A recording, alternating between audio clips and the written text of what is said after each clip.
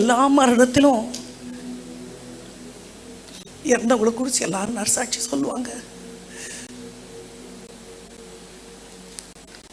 அப்பா கூட கொஞ்ச நாள் ஊழியத்தில் இருக்கும் பொழுது, அப்பா கூட நான் ஊழியத்துக்கு போகும்பொழுது மற்ற ஊழியர்கள் அப்பாவை பார்த்து சொல்லுவாங்க, நாங்கள் படிக்கிற பைபிளை தான் நீங்கள் படிக்கிறீங்களா? ஏன்னா அவர் ஒரு வாக்குத்தத்தை நம்ம ஆரம்பித்தோம்னா மிச்சத்தை எல்லாரும் சொல்லிடுவோம். ஆனால் அப்பா படிக்கிற வசனங்கள் பைபிளில் எங்கே இருக்குன்னு தேடுற மாதிரி இருக்கும். தோண்டி தோண்டி வாசிப்பாங்க. நான் மிகைப்படுத்தி கூட சொல்லலைன்றதுங்க எல்லாருக்கும் தெரியும். அவரோட பைபிளை எடுத்து பார்த்தா ஆசையாக இருக்கும். பக்கம் பக்கமாக வசனம் எழுதி எழுதி வச்சுருப்பார்.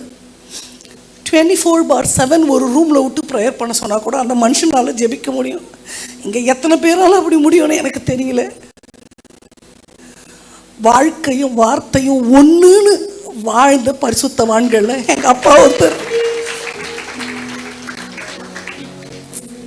2 வாரத்துக்கு முன்னாடி எங்கள் வீட்டில் வந்து தங்கினார். என்கிட்ட ஃப்ரெண்டு மாதிரி பேசுவார். அப்போ திரும்ப திரும்ப ராஜாத்தின்னு கூப்பிடுவார். எல்லாரையும் அப்படி தான் கூப்பிடுவார். உனக்கு அப்பா ஒன்றுமே சேர்த்து வைக்கலை, உனக்கு அப்பா ஒன்றுமே சேர்க்கலை. ஏன் அப்போ அவர் எது கொடுத்தாலும் அவங்க எல்லாருக்கும் தெரியும், எல்லாருக்கும் தூக்கி தூக்கி கொடுத்துருவார். ஒரு நாள் கூட அப்பா அதை சேர்த்து வைக்கல இதை சேர்த்து வைக்கல நாங்கள் நினச்சதே இல்லை. இவர் சொல்லுவேன், நீங்கள் பார்த்து வச்ச சொத்துப்பா இவர் அப்படின்னு சொல்லுவேன் நான். அப்பா நற்சாட்சி, முன்மாதிரியான வாழ்க்கை, சாட்சி உள்ள ஜீவியம், இப்படி பல சொத்துக்களை எங்களுக்கு சேர்த்து வச்சுட்டு கடைசி வரைக்கும் நான் ஒன்றும் செய்யலைன்னே சொல்லிக்கொண்டு அவருடைய காலத்தை முடித்தார். அப்பாவை பார்த்து நிறைய பாடம் கற்றுக்கணும். ஒரு 4 வயசு குழந்தை தாத்தான்னு மெசேஜ் அனுப்பினா இவ்வளோ பெரிய மனுஷன் உக்காந்து ரிப்ளை அனுப்புவார். அவ்வளோ ஊழியத்தில் அந்த மாதிரி தாழ்வெல்லாம் எல்லாருக்கும் வருமா எனக்கு தெரியல. அப்படிப்பட்ட ஒரு தேவ மனுஷன் அப்பாவோட இருந்த நாட்கள் ரொம்ப எனக்கு பிரயோஜனம் உள்ள நாட்கள். எப்போனாலும் அப்பாவுக்கு தான் எதுனாலும் ஃபோன் பண்ணுவேன். இனி யாருக்கு பண்ணுவோம் தெரியல. ஆனாலும் அப்பா மாதிரி ஒரு தேவ மனுஷனுக்கு பிறந்ததுக்காக நாங்கள் ரொம்ப ஆண்டவருக்கு நன்றி செலுத்துகிறோம். அப்பாவுடைய அடிச்சுவடுகளை பின்பற்ற வேண்டும் என்று மனப்பூர்வமாக இந்த பலிபீடத்தில் நின்று ஆண்டவருக்கு முன்னாடி நாம் அறிக்கை பண்ணுறோம். வேதத்தில் இயேசு கிறிஸ்து தேவ கிருபையில் மனுஷர் தயவில் அதிகமாய் விருத்தி அடைந்தார்னு வசனம் இருக்குது. சாமுவேலை குறித்து தேவனுடைய பார்வைக்கும் மனுஷனுடைய பார்வைக்கும். அந்த மாதிரி அப்பா அவருடைய ஜெபமே வேதமே அவருடைய வாழ்க்கை. சர்ச்சில் உள்ள பசங்களை அப்பாவுக்கு வண்டி ஓட்ட அனுப்புனா வந்து சொல்லுவாங்க, ஆண்டி எப்படி தாத்தா ப்ரேயர் பண்ணிகிட்டே இருக்கிறாரு, எப்பவும் பாட்டு பாடிட்டே இருக்கிறாரு, ஆண்டவருக்கும் பிரியம் உள்ளவராய். அதே மாதிரி ஒருத்தர் கூட அப்பாவை கெட்டவர்னு சொல்ல மாட்டாங்க. அந்த மாதிரி ஒரு வாழ்க்கை வாழ்ந்த தகப்பனை நினைத்து கிறிஸ்துவனுடைய ஒரு சின்ன முன்னடையாளமாக அவரை நாங்கள் பார்க்கிறோம். அதே போல் எல்லாரும் வாழணும்னு அப்பாவை பார்த்து ஒரு மனதில் நாங்கள் நினைக்கிறோம். அப்படி ஒரு ஆசீர்வாதத்தை அப்பா எங்கள் எல்லாருக்கும் தரணும்னு நீங்களும் ஜெபிச்சு கொள்ளுங்கள்.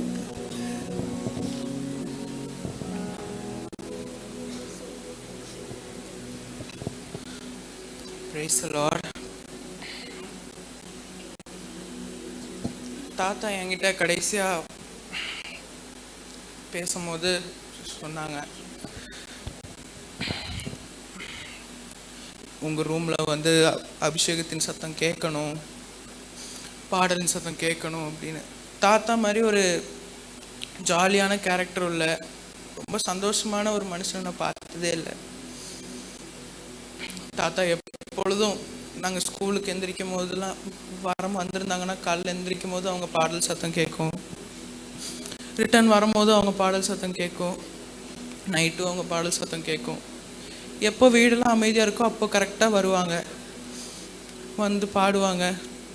லீவ் டைமில் அவங்க என்ன வந்து எழுப்புவாங்க, வந்து சிரிச்சுக்கிட்டே எழுப்புவாங்க, கொஞ்சிட்டே எழுப்புவாங்க. இப்போ அதை மிஸ் பண்ணுறேன். எங்கள் ஆறுதலுக்காக ஜெபிச்சுக்கொள்ளுங்க. தேங்க்யூ. ஓகே, நான் ரொம்ப டைம் நம்ம நிறைய அப்பாவை பற்றி நிறைய பேசிட்டேன். அவங்க பாடினதுலேயே எனக்கு ரொம்ப பிடிச்ச பாட்டு வந்து, எப்படியாவது என்னை மீட்டு கொள்ளுங்க, நான் எழும்ப ஏதாவது அற்புதம் ஒன்று செய்யுங்க. எப்படியாவது என்னை மீட்டு கொள்ளுங்க,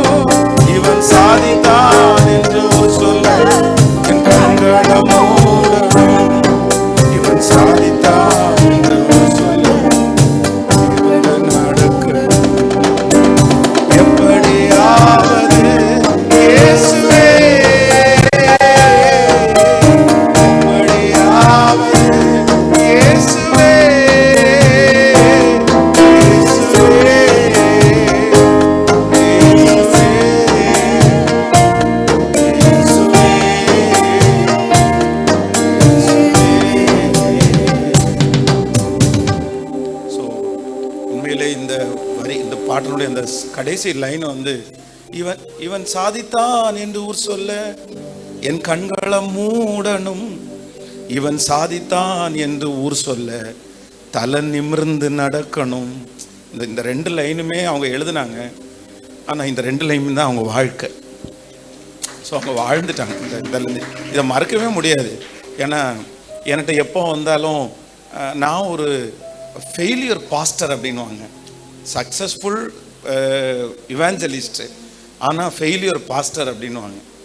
இல்லை ஏன்ப்பா இப்படி சொல்கிறீங்க அப்படின்னு கேட்டால், இல்லை பாஸ்டர், நான் வந்து சர்ச் மினிஸ்ட்ரி வந்து நான் கரெக்டாக பண்ணலை, ஆனால் இவாஞ்சலிஸ்ட் மினிஸ்ட்ரியை நல்லா பண்ணினேன் அப்படின்வாங்க. ஆனால் உண்மையிலே அப்படி கிடையாது. உண்மையிலே அப்படி கிடையாது. அவங்க எப்பவும் திருப்தி அடைஞ்சதே இல்லை. அவங்களுடைய ஓட்டத்துலேயோ அவங்களுடைய மினிஸ்ட்ரியிலோ திருப்தி. கடைசி நிமிஷம் வரைக்கும் பத்தலை பத்தலை பத்தலை, இன்னும் இன்னும் இன்னும். ஸோ உண்மையிலே அப்படிப்பட்ட ஒரு தகப்பனார் நாங்கள் ரொம்ப மிஸ் பண்ணுறோம். அவங்கள மாதிரி ஒரு தகப்பனார் கிடைக்கவே யாருக்குமே கிடைக்காது. அந்த அளவுக்கு ஒரு நல்ல வாழ்க்கை. தேங்க்யூ. ஆண்டவருக்கு தான் நாங்கள் ரொம்ப நன்றி செலுத்துக்கிறோம். எனக்கு பர்சனலாக வந்து என்னுடைய லைஃப்பில் 2008 தான் மேரேஜ் ஆயிடுச்சு.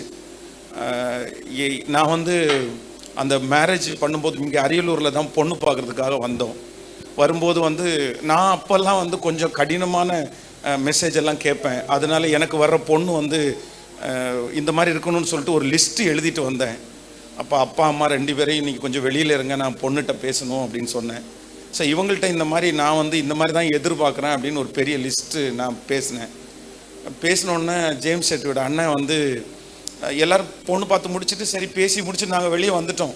வந்த உடனே அண்ணன் வந்து ஃபோனை எடுத்து அப்பா கையில் கொடுத்து, ஐயா உடனே ஃபோன் பண்ணுங்க, அவங்க திருச்சி போகிறதுக்கு முன்னாடி எங்களுக்கு இந்த மேரேஜ் வேண்டாம் அப்படின்னு சொல்லுங்கள். ஏன்னா கல்யாணத்துக்கு முன்னாடி இவ்வளோ ரூல்ஸ் எல்லாம் அவர் போடுறாரு, வியூவில் ரொம்ப சாஃப்ட்டு, அவர் இவ்வளோ கடினமான மனுஷனாக இருந்தால் கண்டிப்பாக எப்படி வாழ முடியும் அப்படின்னு. அண்ணன் ஓகே, அந்த சூழ்நிலையில் வேண்டாம் நம்ம சொல்லணும். உடனே வந்து அடுத்த நிமிஷம் வந்து அப்பா வந்து இவள்கிட்ட பியூலாட்ட வந்து கேட்டிருக்காங்க, நீ என்ன சொல்கிற அப்படின்னு சொல்லி. உடனே பியூலா நீங்கள் என்ன சொல்கிறீங்களோ அதுதான்ப்பா அப்படின்னு. இல்லை இல்லை இல்லை, நான் வந்து அவர் அவ்வளோ ரூல்ஸ் பேசினாலும் ஏதாவது தப்பாக பேசினாரா, எல்லாம் ஆண்டவருடைய விஷயத்துக்கு சம்மந்தப்பட்டு தானே பேசினாரு அப்படின்னு அவங்க சொல்லி, இல்லை ஓகே சொல்லிடலாம். ஸோ அப்படி தான் ஃபஸ்ட் டைம் நான் வந்து இந்த ஃபேமிலிக்குள்ளே நுழைஞ்சேன். ஆனால் அப்போ வந்து அவங்க வந்து இந்த வேர்டு தான், நம்புங்கப்பா என்ன ஆராதிப்பேன் உம்மை, இந்த வேர்டு. அப்புறம் வந்து பாவியன் மீது என் இந்த அன்பு ஒன்றும் புரியலையே, அந்த வேர்டு. உடைந்த பாத்திரம் நான் அது இந்த மாதிரி அவங்க எல்லா இது வந்து சொந்தம் என்று எனக்கு நீர்தானையா, சொத்து என்று எனக்கு நீதான். அதில் அந்த வேர்டெல்லாம், செல்வம் அதிகம் சேர்ந்து வந்தால் சொந்தம் பலரப்பா, செல்லா காசாய் நான் இருந்தால் மதிப்பு ஏதப்பா, எந்தன் காலம் எல்லாம் என்னை சுமப்பதாரப்பா, எந்தன் வாழ்வின் ஆதாரமே நீதானே அப்பா, எந்தன் வாழ்வின் ஆதாரமே நீதான். அவங்க எல்லா சாங்லையுமே பார்த்தீங்கன்னா ஆண்டவரோட ஒரு அந்த லவ்வா அப்படியே ரொம்ப கனெக்டா.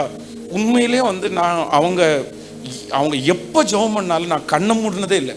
நிறைய எல்லாரும் ஜெபம் பண்ணும்போது கண்ணை மூடி நம்ம அந்த ஆமேன்னு சொல்லுவோம்.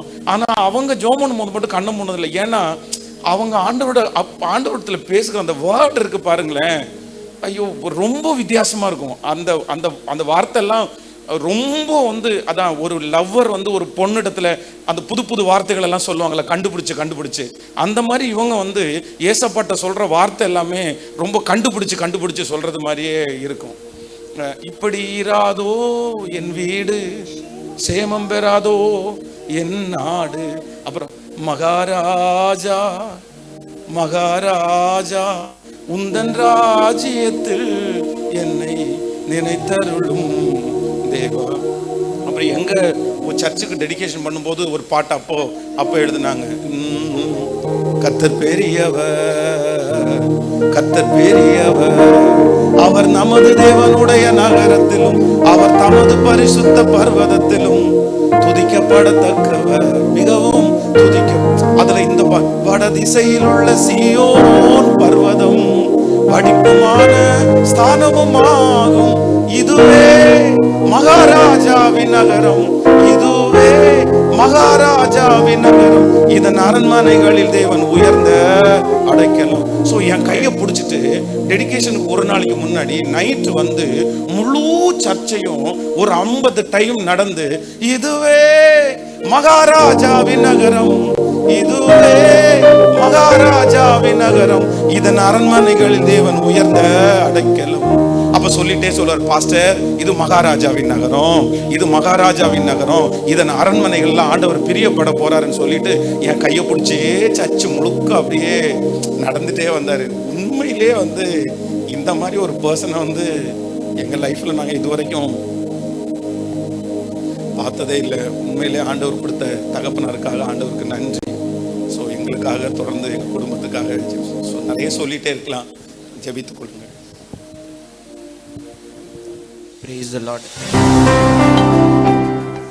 ஒரு 2 வாரத்துக்கு முன்னாடி தாத்தா வந்தார். அப்போது நான் ஸ்கூல் போயிட்டு அப்போ தான் வந்தேன். வந்து ட்ரெஸ் எல்லாம் மாற்றிட்டு தாத்தா பார்த்துட்டு கொஞ்சம் பேசிட்டு உட்காந்தேன். அப்போ வந்து தாத்தா கேட்டாங்க, இன்றைக்கி நீ பைபிள் வாசியான்னு கேட்டாங்க. நான் வந்து இல்லை தாத்தா, இன்றைக்கி மட்டும் ஸ்கிப் ஆயிடுச்சு அப்படின்னு. சாரி தாத்தான்னு. இப்போ வந்து தாத்தா வந்து, நீ ஏன்ட்ட சாரி கேட்கக்கூடாது, ஏசப்பாட்டை தான் கேட்கணும், அவர் டெய்லியும் நமக்கு தர வார்த்தையை நீ இன்னைக்கு வாங்காமல் வந்துட்ட அப்படின்னாரு.